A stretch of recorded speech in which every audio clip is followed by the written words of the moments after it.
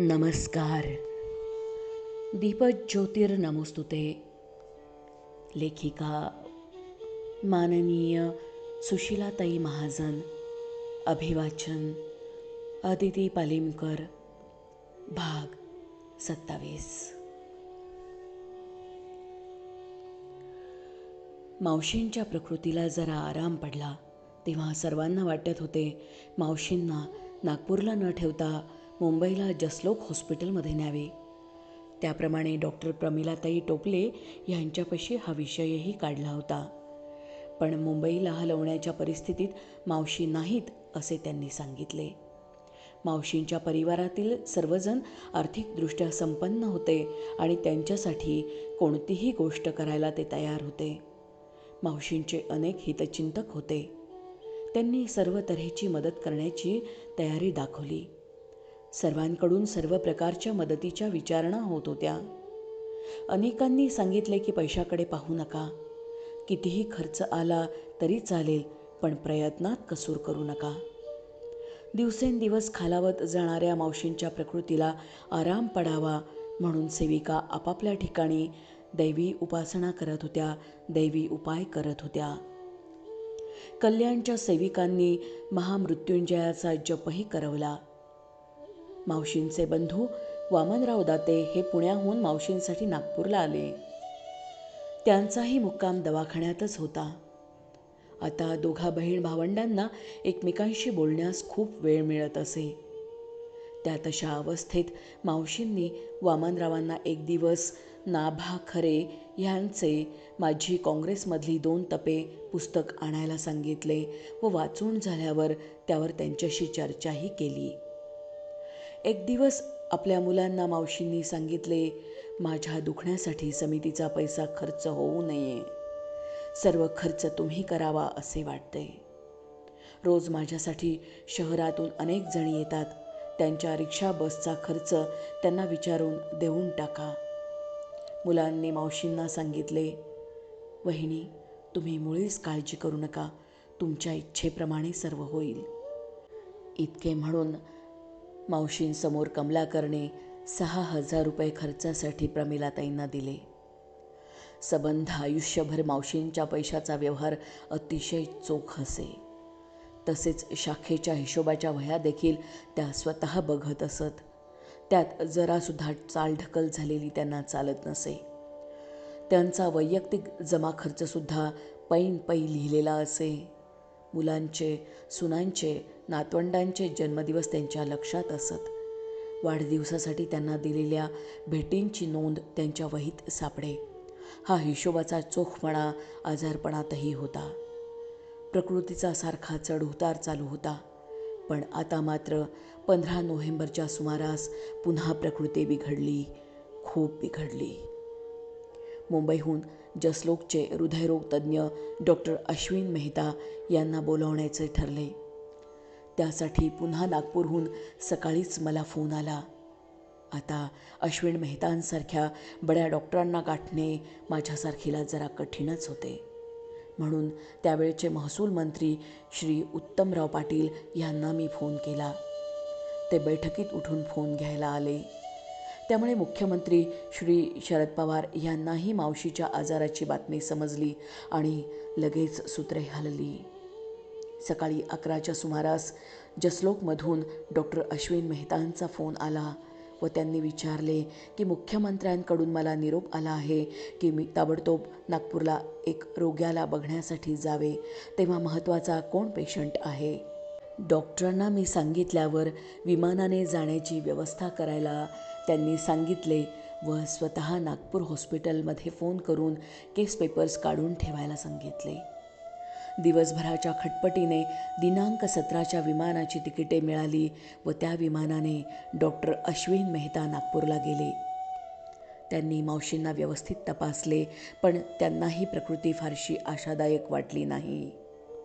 त्यांनी तेथील डॉक्टरांना सांगितले की ते करत असलेली औषध योजना योग्य आहे, पण त्यांना काही अडचणी आल्यास त्यांनी संपर्क साधावा. नागपूरचे डॉक्टर त्याप्रमाणे डॉक्टर मेहतांशी संपर्क ठेवून होते. प्रकृतीत थोडी सुधारणा झाली. अशीच प्रकृती सुधारत गेली तर 4-8 दिवसात घरी जाता येईल असे डॉक्टरांचे मत पडले. मावशी स्वतंत्र खोलीत होत्या. तेथेच समितीच्या बैठका भरत असत. प्रमिलाताई मेढे मावशींपासून क्षणभरही दूर जायला तयार नव्हत्या. अहोरात्र त्या मावशींजवळ राहत असत. दिवाळी दवाखान्यातच झाली. समिती विस्ताराच्या दृष्टीने बऱ्याच गोष्टींचा विचार झाला. विस्तारकांची योजना आखली गेली. पुढच्या बेंगलोरच्या मेळाव्यासंबंधी विचार झाला. मावशींनी त्यासंबंधी काही सूचना दिल्या. रात्रंदिवस समितीचाच विचार मनात असल्यामुळे मध्यरात्रीसुद्धा प्रमिलाताईंना हाक मारून त्या आपल्या मनातले विचार त्यांना सांगत असत. एक दिवस अशीच त्यांनी प्रमिलाताईंना हाक मारली. समिती वाढीबद्दल त्या बोलत होत्या. त्या प्रमिलाताईंना म्हणाल्या, प्रमिला, समिती स्वावलंबी राहिली पाहिजे. समितीच्या कार्याचा व्याप वाढतो आहे. तुम्ही सर्वजणी एकमेकींना सांभाळून घ्या आणि समिती कार्य जास्तीत जास्त वाढवण्याचा प्रयत्न करा. दिवस उलटत होते. सर्वांच्या आशा थोड्या वाढत होत्या. मावशींची बहीण मैनाताई इंदूरहून आल्या होत्या. इंदूरच्या शाखेबद्दल मावशी मैनाताईंशी मनमोकळेपणाने बोलत होत्या. मावशींचे भाऊ वामनराव तिथे होतेच. त्या भावंडांच्या अक्काबरोबर पोटभर गप्पा होत होत्या. लहानपणीच्या आठवणी निघत होत्या, काही सुखावणाऱ्या, काही दुखावणाऱ्या. मावशींचे सर्व मुलगे मावशींना भेटून गेले. मावशींचे मानसपुत्र दत्तोपंत वैशंपायन हेही अधूनमधून येत होतेच. सुना नातवंडे येऊन भेटून गेली. नाही आला फक्त मावशींचा धाकटा मुलगा आनंदा. पण त्याला रजा मिळत नव्हती. मावशींच्या ह्या मुलाला पितृसुख मुळीच मिळाले नव्हते. त्यामुळे साहजिकच मावशींचा त्याच्यावर जास्त जीव होता. दिनांक 26 नोव्हेंबरला दुपारी नागपूरमधल्या काही सेविका मावशींना भेटायला आल्या होत्या. त्यांच्याशी बोलताना मावशींनी त्यांना राणी लक्ष्मीबाईच्या जयंतीची आठवण करून दिली. राणीच्या पुतळ्याला नुसता हार न घालता घोषासह मानवंदना द्या असेही सुचवले. इतकेच नव्हे तर त्या म्हणाल्या, निरांजने वाऱ्याने जातील तर त्यावर कंदिलाच्या काचा घालून न्या. प्रकृती खालावली असूनही त्यांना राणीसाहेबांच्या जन्मतिथीची आठवण होती. राणी लक्ष्मीबाई, जिजाबाई, अहल्याबाई, स्वातंत्र्यवीर सावरकर, लोकमान्य टिळक आणि सर्वच देशभक्तांबद्दल मावशींना कमालीचा आदर होता. त्यांच्या त्या निस्सीम भक्त होत्या. कार्तिक वद्य एकादशी 26 नोव्हेंबरची रात्र. नेहमीप्रमाणे प्रमिलाताईंनी मावशींना औषध पाणी दिले. परिचारिका येऊन आपले रोजचे काम करून गेली.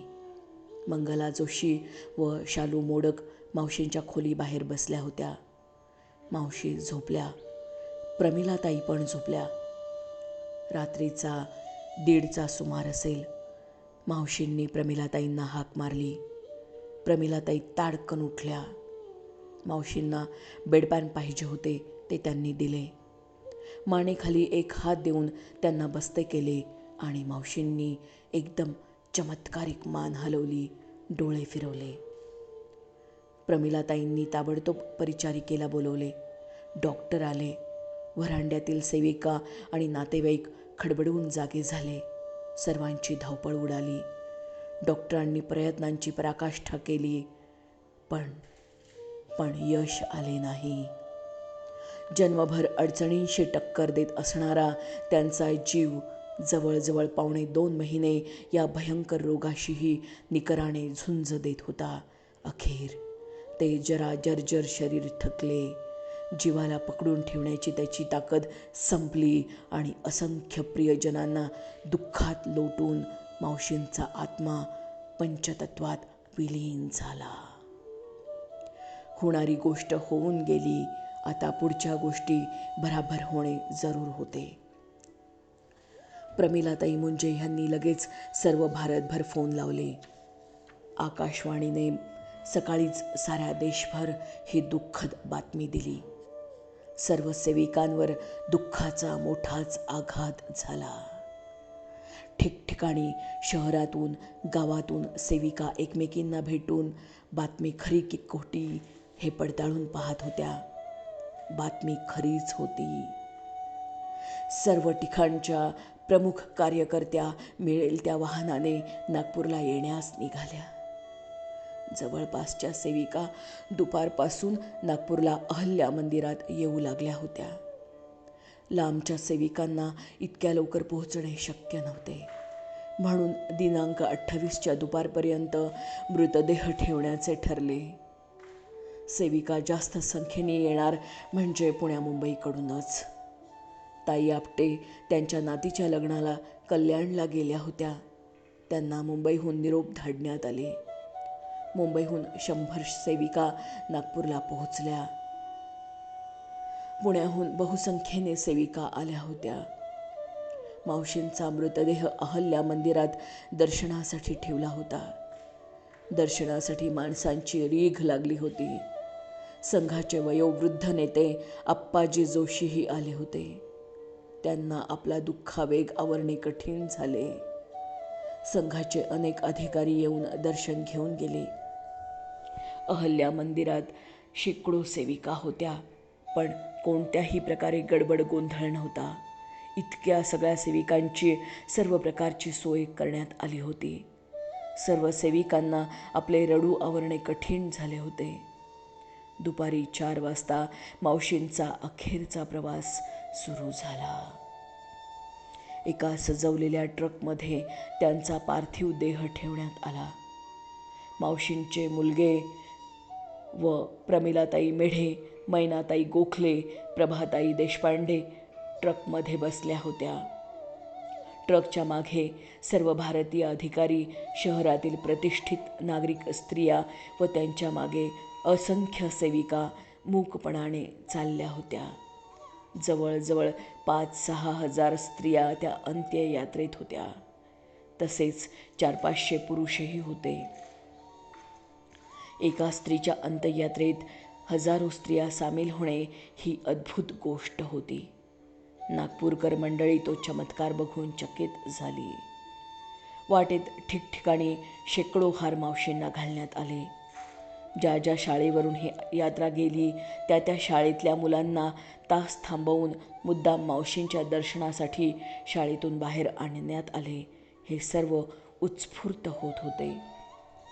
अखेर 2 तास चालत असलेली यात्रा श्री शक्तिपीठाच्या आवारात आली. मावशींचा पार्थिव देह त्या ठिकाणी ठेवण्यात आला. हजारो सेविकांनी आपल्या ह्या लाडक्या प्रमुख संचालिकेला साश्रू नयनांनी अखेरचा प्रमुख संचालिका प्रणाम दिला. त्याच ठिकाणी भारतीय बौद्धिक कार्यवाहिका कुसुमताई साठे यांनी ताई आपटे ह्या प्रमुख संचालिका झाल्याचे जाहीर केले. मावशींचा पार्थिव देह पुन्हा ट्रकवर ठेवण्यात आला आणि यात्रा पुढे चालू होती. त्यांचे मुलगे व पुरुष मंडळी अग्निसंस्कार करण्यासाठी पुढे गेली. इतका वेळ आवरून धरलेला बांध फुटला. सेविका ओक्साबोक्शी रडत होत्या. हुंदक्यावर हुंदके फुटत होते. उशिरा पोहोचलेल्या सेविका अजूनही येतच होत्या. वंदनीय ताई आपटे यांनी सर्वांना परतण्यास सांगितले. आता सगळे संपले होते. एक सतत तेवता दैदिप्यमान दिवा विझला होता. आता त्यांचे ते सोज्वळ शुभ्र वेशधारी सात्विक रूप दिसणार नव्हते. त्यांची आग्रही पण मृदुवाणी परत ऐकायला मिळणार नव्हती. सर्व कार्यक्रम वेळेवर होण्यासाठी होणारी त्यांची लगबग आता संपली होती. उभे आयुष्य स्त्री शक्तीच्या जागृतीसाठी व हिंदू संघटनेसाठी झिजवून त्या आता कायमची विश्रांती घेण्यासाठी गेल्या होत्या. ही जाणीव सेविकांना अत्यंत अस्वस्थ करत होती. बधीर मनाने व जड पावलाने मावशींना नमस्कार करून साऱ्या जणी परतल्या. एक समर्पित जीवन उदंड कीर्तीमागे ठेवून गेले होते. लाखो मुखातून शब्द बाहेर पडले.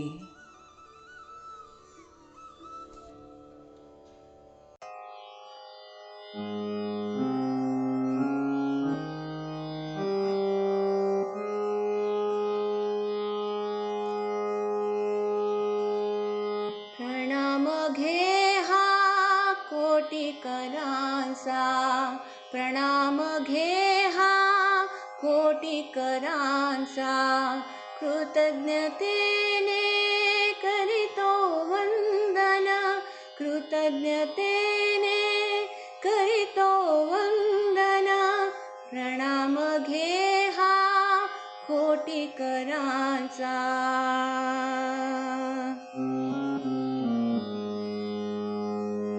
असंख्य हृदयी तुझीच भक्ती असंख्य नयनी तुझीच मूर्ती असंख्य हृदयी तुझीच भक्ती असंख्य नयनी तुझीच मूर्ती निर्जीव मनिया दिदली स्फूर्ती निर्जीव मनिया दिदली स्फूर्ती स्मृती तुझ्या ग हसती पावन स्मृती तुझ्या ग हसती पावन कृतज्ञतेने करीतो वंदन प्रणाम घे हा कोटी करांचा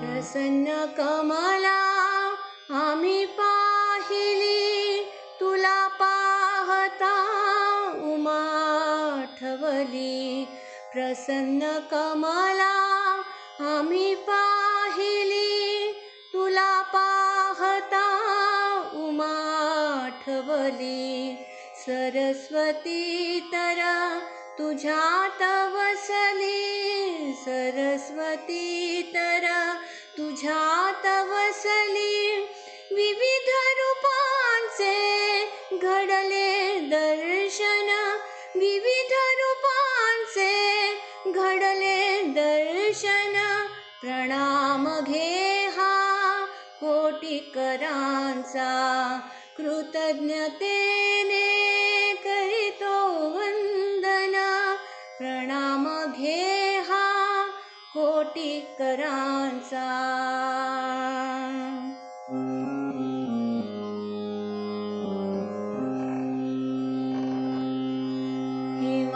हिमालयाची शुभ्र भव्यता गंगे समतू पावन सरिता हिमालयाची शुभ्र भव्यता गंगे समतू पावन सरिता मूर्तिमंत तू हरीची गीता मूर्तिमंत तू हरीची गीता प्रातःकाली तव नित चिंतन प्रातःकाली तव नित चिंतन कृतज्ञतेने करीतो वंदन प्रणाम घे हा कोटी करांचा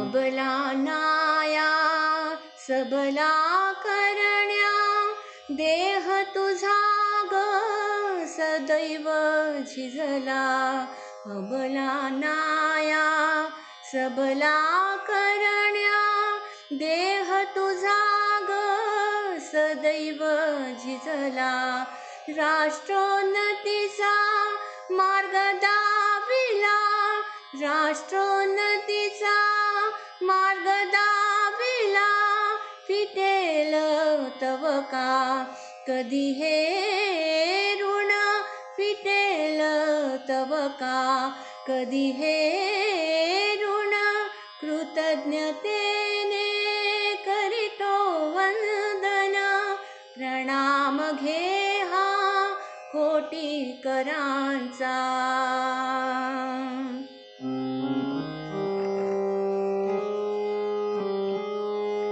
राष्ट्रसेविका समिती स्थापून राष्ट्र राष्ट्रभक्तीचा दीप हिलावून राष्ट्रसेविका समिती स्थापून राष्ट्रभक्तीचा दीप हिलावून कर्तव्याची दिधली जाणीव कर्तव्याची दिधली जाणीव सर्वस्व तुझे देशार्पण सर्वस्व तुझे देशार्पण कृतज्ञतेने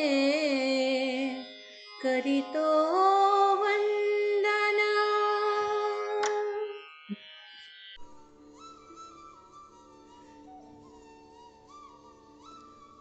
दीपज्योतिर्नमोस्तुते. लेखिका माननीय सुशीलाताई महाजन. अभिवाचन अदिती पालेमकर. दीपज्योतिर्नमोस्तुते समाप्त. धन्यवाद.